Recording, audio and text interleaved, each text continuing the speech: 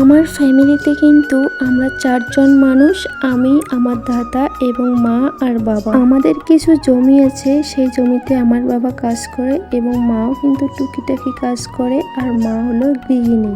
আর সবচেয়ে বড় কথা কি জানো, আমার সংসারে না একটা টানাটানির ভাব লেগেই থাকে। এই মনে করো নুন আনতে তেল নেই, তেল আনতে নুন নেই, এরকম ব্যাপারটা।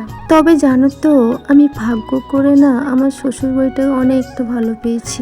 যাদের বাপের বাড়ি একটু গরিব হয় তাদের পড়ার বাড়ি কিন্তু অনেকটা ধনী হয়, তাই না বলো?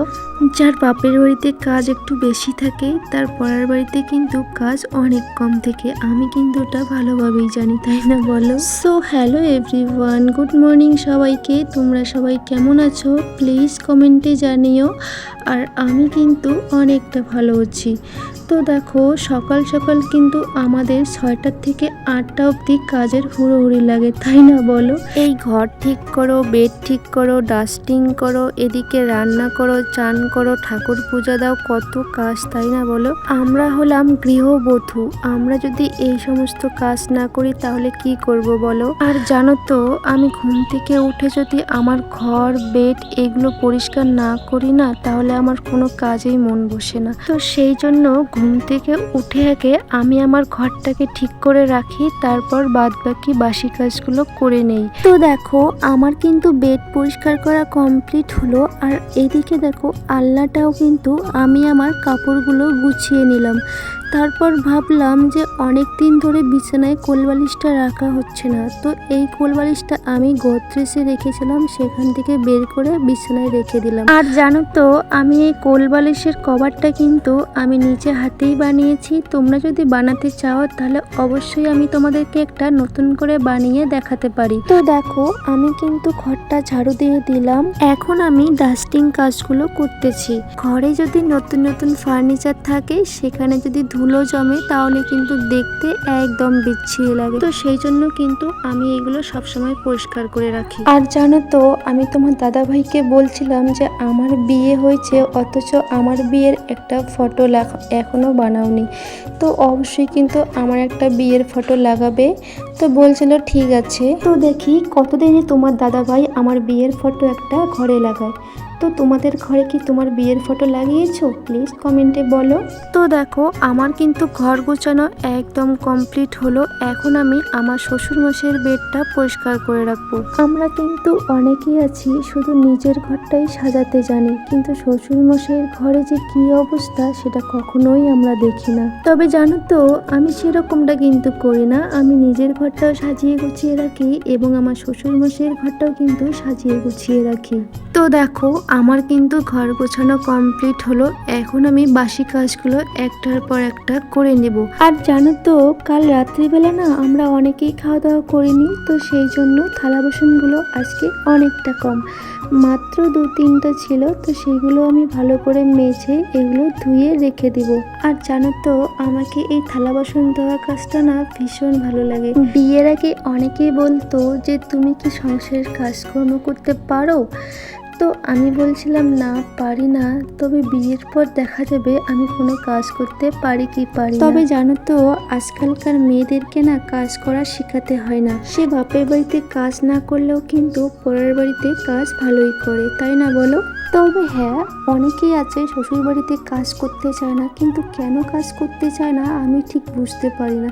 তো দেখো, আমি কিন্তু আজ লেপতেছি, কারণ আমার রান্নাঘরের বারান্দাটা অনেকটা নোংরা হয়েছিল, তো আজ সেই কারণে আমি এগুলো ভালো করে মুছতেছি। জানো তো, আমরা যখন ছোট ছোট ছিলাম তখন না আশেপাশের অনেক কটা মেয়ে ছিল, তো সেগুলো মেয়ে মিলে আমরা এক একজনের বাড়িতে এভাবে লেপছিলাম আর অনেক ধরনের গল্প করছিলাম।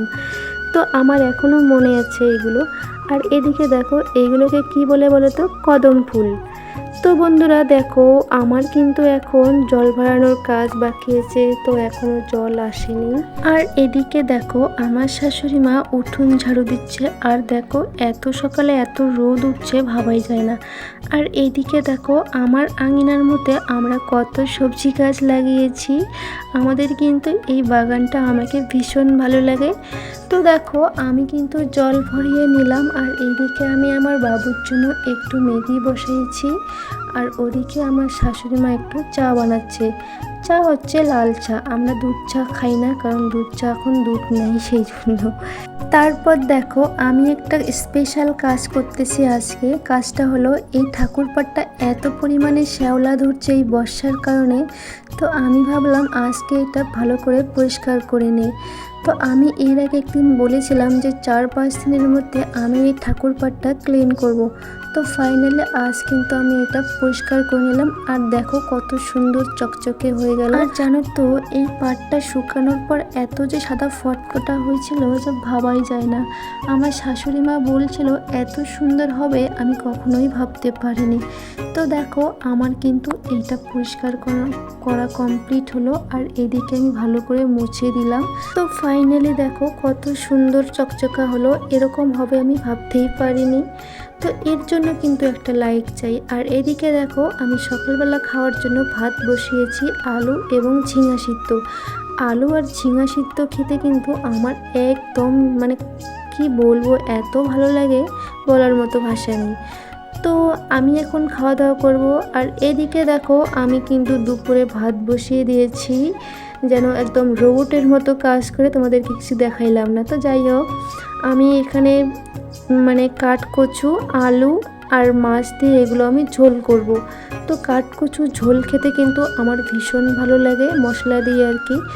তো আর এই যে দেখছো কালো কড়াই কিন্তু রান্না একদম টেস্ট হয় বন্ধুরা, কি বলবো তোমাদেরকে। আর এদিকে দেখো আমি কিন্তু ভাতের মাঠটা চেকছিলাম। আর এই যে দেখো এই যে মাছগুলো, এই মাছগুলো কিন্তু আমার পুকুরের।